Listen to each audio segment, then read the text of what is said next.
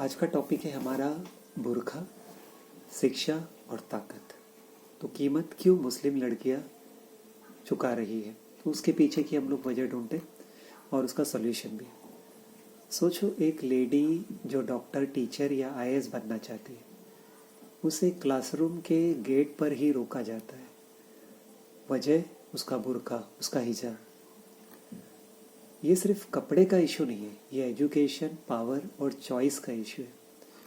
तो बुर्का बैन जो कुछ कॉलेजेस में हो रहे हैं, क्यों इशू बन रहा है, इसके पीछे की पॉलिटिक्स क्या है, और कम्युनिटी और बाकी जो स्टेक होल्डर्स है इसका क्या सॉल्यूशन निकाले। तो चलो आइए बात करते हैं। बुर्का बैन इशू क्यों बनता है। पहली बात, सबसे पहले एक बात क्लियर करें, बुर्का या हिजाब पढ़ाई को रोकता नहीं है। ओके, इशू तब बन जाता है जब एजुकेशन को कंट्रोल का टूल बना दिया जाता है। कॉलेजेस बोलते हैं यूनिफॉर्म डिसिप्लिन के लिए, सिक्योरिटी रीज़न के लिए न्यूट्रल कैंपस चाहिए वगैरह, मगर सिक्योरिटी रीज़न का तो मेरे ख्याल से अगर रेटिना स्कैन है, फिंगरप्रिंट्स है, बहुत सारी चीज़ें हैं, आप अलग अलग वजह निकाल सकते हैं।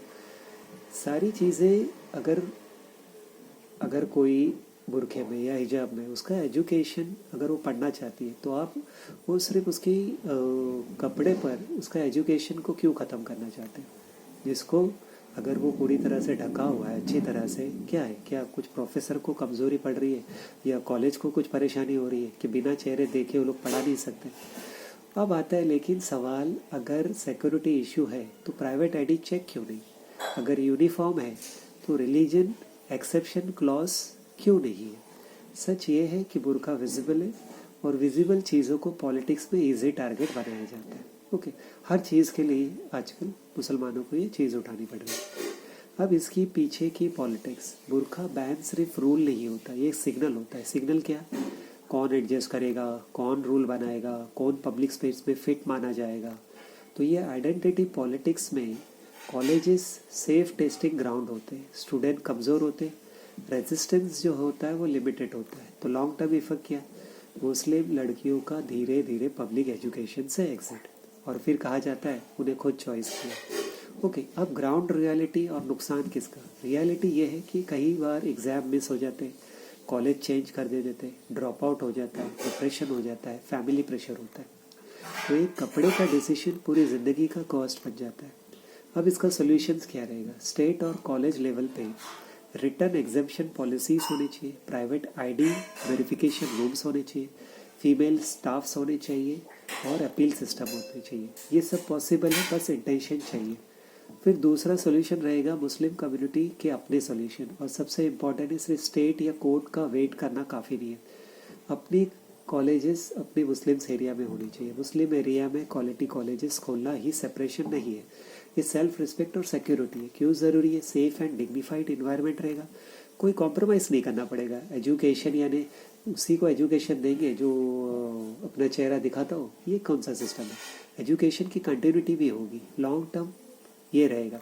अब कैसे, वुमेंस कॉलेज है, जितने भी एजुकेशन के हैं, नर्सिंग के, आईटी के, बीएड के, जैसे लो कॉस्ट कोर्सेज है, ओके, उनको अप्रोच करो और उनके साथ में टाई अप करो। वक्फ की ज़मीन का इस्तेमाल करो, कम्युनिटी फंडिंग और सीएसआर का भी। फिर प्रॉपर यूजीसी एफिलिएशन देखो, कोई शॉर्टकट्स नहीं। अब मुस्लिम सेंटर फोकस इकोसिस्टम भी होनी चाहिए, coaching centre, hostels, career counselling, skill university. College अकेला नहीं, सिस्टम बनाना होगा। ओके, अब लीगल प्रिपेयरनेस, परमानेंट आपके लीगल फंड होने चाहिए, लॉयर्स पैनल होने चाहिए, राइट अवेयरनेस वर्कशॉप होना चाहिए। हर बार शॉक में रिएक्ट नहीं, प्रिपेयर रहना होगा। कम्युनिटी का रोल क्या होगा, फैमिलीज लड़कियों की एजुकेशन पे कॉम्प्रोमाइज़ ना करें। बुरखा की एपोलॉजी की तरह नहीं, चॉइस की तरह प्रेजेंट करें। डिसिप्लिन और डिग्निटी मेंटेन रखो। अब लॉन्ग टर्म विजन ये रहेगा, सोचियो 10 साल बाद अगर 100 स्ट्रॉन्ग मुस्लिम कॉलेजेस हो तो कितने हज़ारों मुस्लिम वुमेन प्रोफेशनल हो गए, लॉयर्स, टीचर्स, एडमिनिस्ट्रेटर। तो बुरखा बैन पावर गेम नहीं रहेगा। ओके, ये लड़ाई बुरखे वर्सेस एजुकेशन की नहीं, ये लड़ाई चॉइस वर्सेस फोर्स की है। इंटीग्रेशन ज़रूरी है लेकिन डिपेंडेंसी डेंजरस है। राइट्स मांगो पर साथ साथ अपनी स्ट्रेंथ खुद बनाओ। वीडियो पसंद आया तो शेयर करें, डिस्कशन शुरू करें, हेट नहीं। कमेंट में लिखिए आपके एरिया की एजुकेशन के लिए क्या चैलेंजेस हैं। Thank you.